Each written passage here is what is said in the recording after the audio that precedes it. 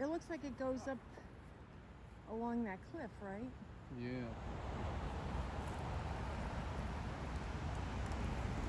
This is shallow.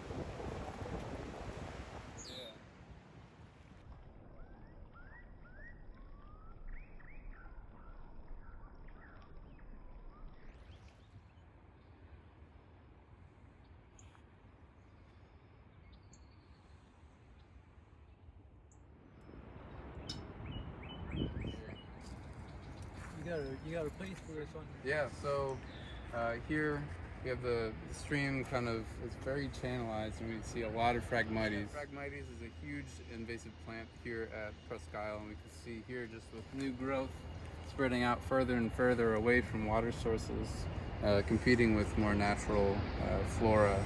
It's a big issue with upsetting the ecosystem balance of the bay. And the water itself here too, away from, further up towards Sarah's, where it's clearer and we have more cobble and faster moving water. It's very slow here, just looking at the stuff floating on top. Even the composition of the soil here is very different from back there towards Sarah's. You see it's just stagnant, all that suspended, sediment. Yeah, so and then here it just goes out.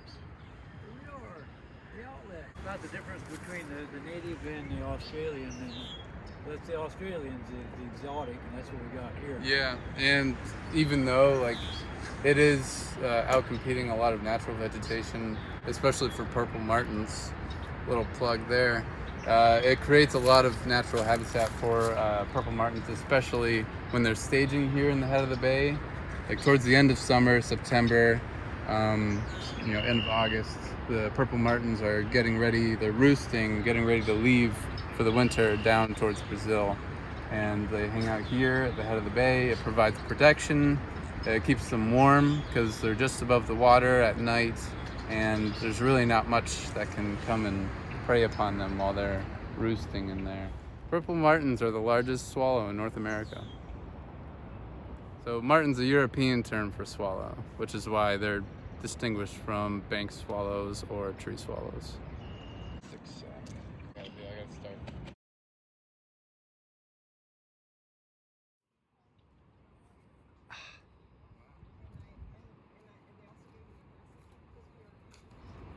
Right.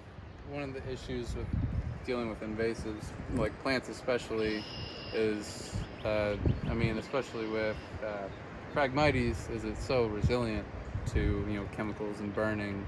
Is another alternative is to monetize it in such a way that people are interested in having something to do with it. So turning it into a way to feed livestock might be one of those ways. But who knows? It's not edible. Is it tasty? Too fibrous for spinach. It's not a terrible. Good taste, huh? Nice the green taste. Nah, it's a little bitter. This is red twig dogwood we're looking at, and it's natural in a wet area. In fact, this is often used to plant live stakes because it sprouts so readily in the springtime. In a creek like this that's been channelized by people, must be restored by people, so we can't discredit vegetation brought here by people because it still affects the watershed. These trees, being waterside trees, we call these riparian plantings. Usually we think of them in a much thicker set of plantings, but the purpose of these is to shade the campground next to it. So this allows people to have fun and a nice place to camp, as well as helping hold the creek bank in place.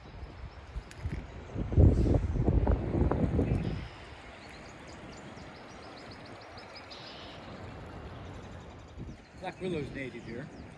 It wants to be here. It started here way longer ago than we ever were. So probably started here right after the glacier receded. 12,000 years ago. These are silver maples, and you can see right now the leaves have just emerged. Silver maples have what we call opposite leaf arrangement. You can see how a leaf node occurs on each side of the parent twig, and the branching follows the same pattern. Now you see these helicopters out here, these are called chimeras. They're winged seeds. Silver maples, as all the maple family, have what called schizocarp, a split winged seed, 2 wings on the silver maple side. Later in August, cottonwoods really help hold Presque Isle Bay in place. This is another willow. It's old, but it's still hanging in there. It is.